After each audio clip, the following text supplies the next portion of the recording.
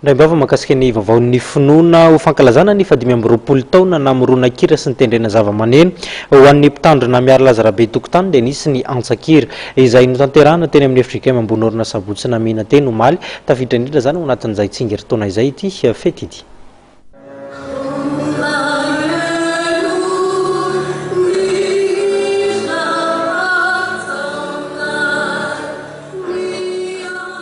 Nafana ny fotoana teto amin'ny FJKM Ambohinorina sabotsy namehana omaly alahady. Hira enina amby roapolo no foroan'ny mpitandrina rabe tokotany miaro laza no noredonindreo tokopira 20 nanafana fotoana. Ity fotoana ity tokoa no natokana isaorana sy hideran'Andriamanitra no ny fatratrarana amin'ny fanidimy amby roapolo taona namorona-kira sy nitendren'ny mpitandrina rabe tokotany miaro laza izay tsy iza fa président synodale iarivo avaradrano. Nandritra izay 5 amby roapolo taona izay dia hira ara-pilazantsara 50 no noforoniny.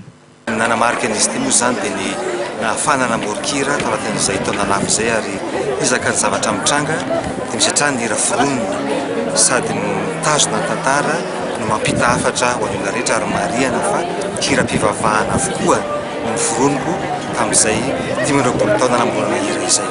Ny hira zany zao dia mananika ny 50 eo fa ny iseho tamin'ity iseho goavana ity dia hira misy 420 monja moa no ny fotoana no milamina rehetra arak'izay ary dia mbola mitio moa hatramin'izao famorona-kira sy ny fafahana mitendry amin'ny androm-piainana manontolo.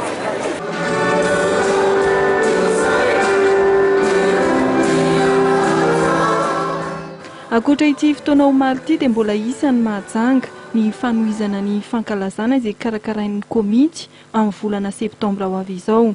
Toerana izay nahalehibe ny mpitandrina rabe tokotany miaro laza. Ankoatran'ity eto Ambohinorina amin'izao alahady fa 20 ny volana Jona izao dia isy koa ny fankalazana izay atao any amin'ny FJKM Jona vaovao mahajanga izay tanina lehibe ny pasteur miaro laza rabe tokotany.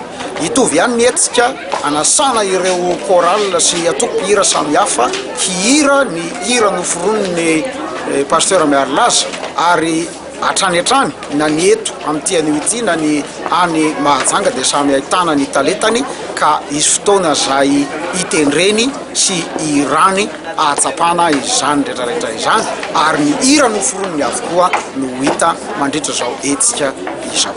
Volanina ny mpino omaly ary noredonindreo tokopira maro nanomezam-boninahitra an'Andriamanitra ireo hira noforon'ny mpitandrina rabe tokotany miaro laza.